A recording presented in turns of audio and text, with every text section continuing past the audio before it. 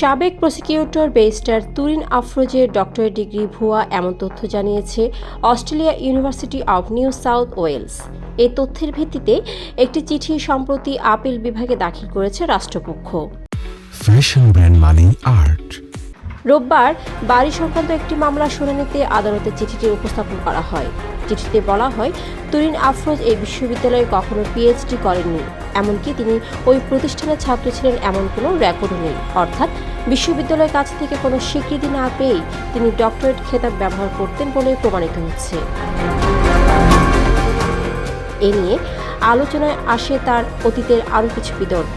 13 March appeal বিভাগে অতিরিক্ত attorney general অনিক আর হক অভিযোগ করেন, প্রসিকিউটর হিসেবে ক্ষমতার অপব্যবহার করেছেন তুরিন আফরোজ।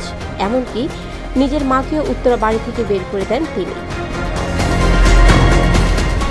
রাজধানীর উত্তরা এলাকায় 5 তলা এই বাড়ি নিয়ে আদালতে চলছে বিরোধ।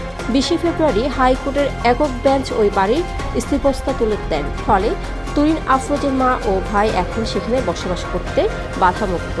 বিষয়টি এখনও বিচারাধীন। তবে আন্তর্জাতিক অপরাধ ট্রাইব্যুনালের সাবেক প্রসিকিউটরের বিরুদ্ধে এমন গুরুতর অভিযোগ দেশজুড়ে আলোচনা তৈরি করেছে। ডেস্ক রিপোর্ট, সারাদিনের সংবাদ। ফ্যাশন ব্র্যান্ড মানে art. Men's, ladies and kids wear. Art. Be smart.